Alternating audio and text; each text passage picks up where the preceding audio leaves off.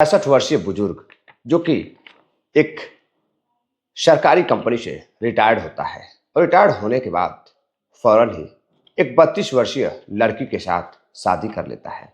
शादी करने के बाद जैसे ही वो एक दिन कमरे में जाता है, फिर उसके साथ कुछ ऐसा होता है कि जिसकी उसने कल्पना भी नहीं की थी।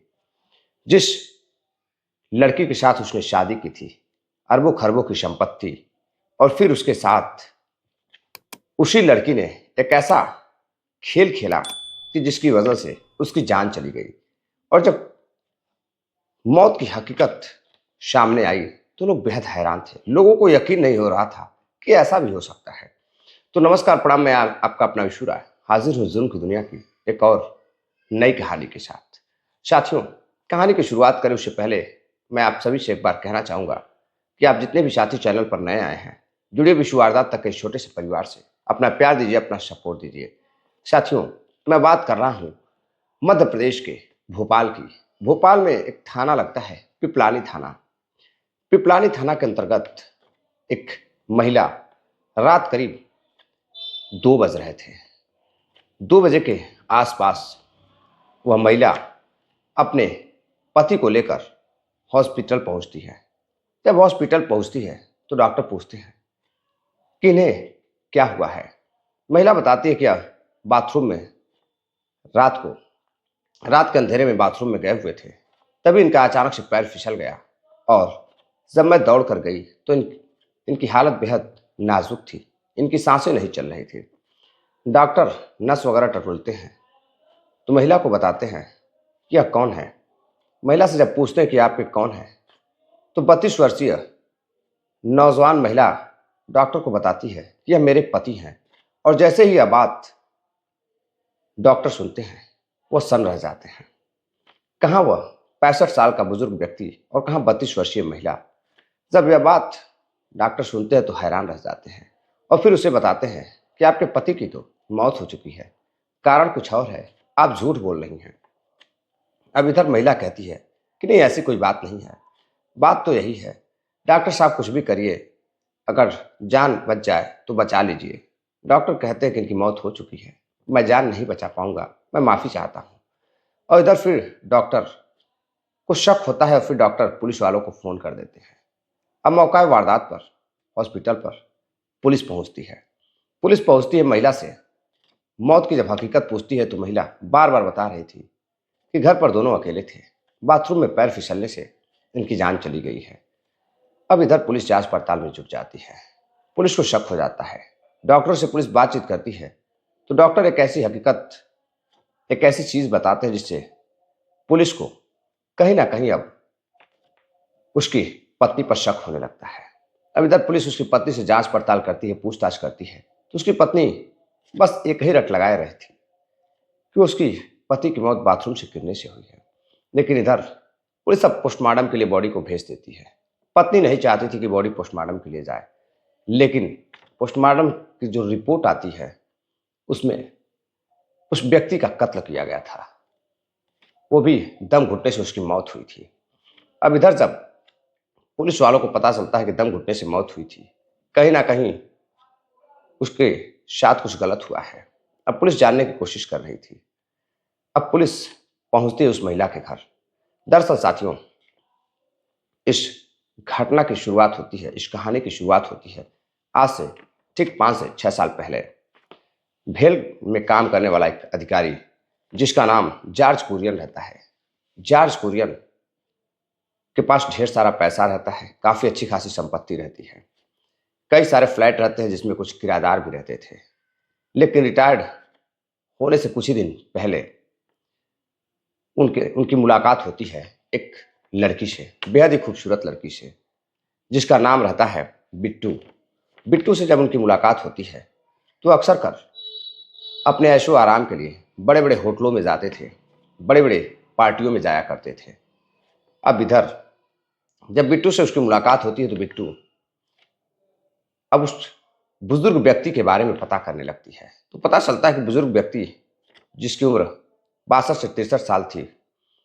अब इधर बिट्टू देखती है कि उस व्यक्ति के पास काफ़ी पैसा है, ढेर सारे पैसे हैं, अच्छे अच्छे गाड़ी से आता है और काफ़ी पैसे लुटाता है क्लब वगैरह में और फिर चला जाता है।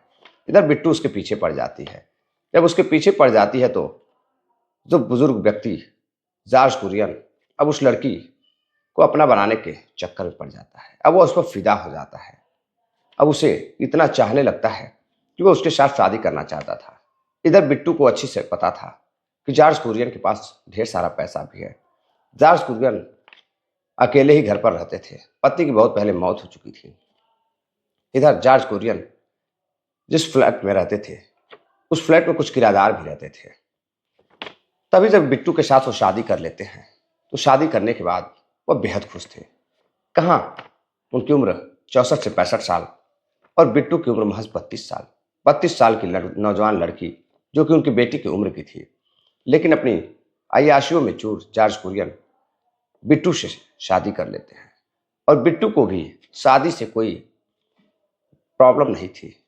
बिट्टू को अच्छी तरह से पता था कि मात्र कुछ दिन की जिंदगी है और फिर काफ़ी अच्छे खासी संपत्ति का वह मालकिन बन जाएगी।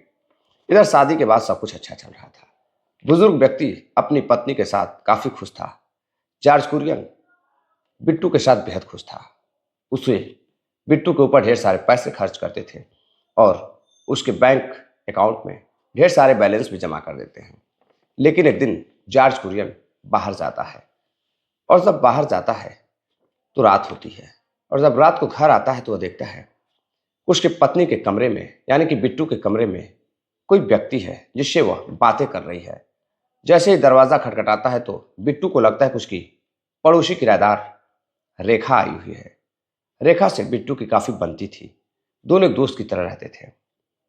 अब इधर जैसे ही दरवाज़ा खोलती है उसका पति अंदर घुसता है और देखता है कि आपत्तिजनक स्थिति में एक व्यक्ति जिसका नाम संजय रहता है, संजय के साथ उसकी पत्नी है।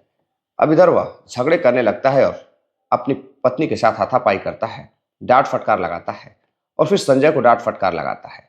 झगड़ा इतना बढ़ जाता है कि वह जॉर्ज कुरियन संजय को कहता है कि अगर फिर तुमने मेरे कमरे पर आने की कोशिश की या फिर मेरी पति से बात करने की कोशिश की तो मैं तुम्हारी बेटी को उठवा दूंगा, किडनैप करवा दूंगा। अब इधर संजय डर जाता है, बात करना बिट्टू से बंद कर देता है। इधर बिट्टू का फोन जॉर्ज कुरियन ले लेता है। अपने पत्नी को किसी से बातें नहीं करने दे रहा था। अब उसे तरह तरह के उसके दिमाग में ख्यालात चल रहे थे। लेकिन इसी बीच आज से करीब 20 दिन पहले जॉर्ज कुरियन रोड से तब घर जा रहे थे पैदल ही टहलते हुए, तभी एक व्यक्ति आता है, उन्हें धक्का मारने की कोशिश करता है बाइक से, लेकिन वो बाल बाल बच जाते हैं। अब उनकी जान बच जाती है तो वह फिर घर जाते हैं और अपनी पत्नी को सारी बात बताते हैं। पत्नी कहती है ठीक है, मेरा फ़ोन मुझे दे दीजिए, मुझे बात करनी है। लेकिन इधर जॉर्ज कुरियन को अच्छी तरह से पता था कि अगर वह फ़ोन दे देंगे तो फिर से वह गैर मर्दों से बातें करने लगेंगी। बार बार जॉर्ज कुरियन बिट्टू से पूछता है कि मेरे रहते हुए तुम्हें किस प्रकार की कमी है। बिट्टू अब जॉर्ज कुरियन से बात करती है और कहती है कि मुझे किसी प्रकार की कमी नहीं है, वो मेरा दोस्त था, मैं उससे बातचीत करती हूँ और वह मेरे पास आया था। तुम्हारी ज़िंदगी कुछ ही दिनों की है, उसके बाद मेरा क्या होगा, मैं कहाँ जाऊँगी। और संजय खुद एक शादीशुदा था।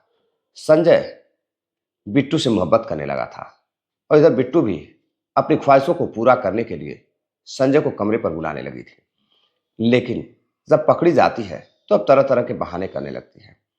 अब इधर जब अपने प्रेमी से बात नहीं कर पाती है तो फिर पड़ोसी जो कि उसका किराएदार रहता है, बिट्टू की पड़ोसी रेखा रेखा से मिलती और बातचीत करती है और रेखा से कहती है कि देखो, मैं संजय को बेहद प्यार करती हूँ और ये बूढ़ा आदमी मुझे काफ़ी परेशान कर रहा है और इसे मुझसे काफ़ी जलन है। वह संजय को देखना नहीं चाहता है।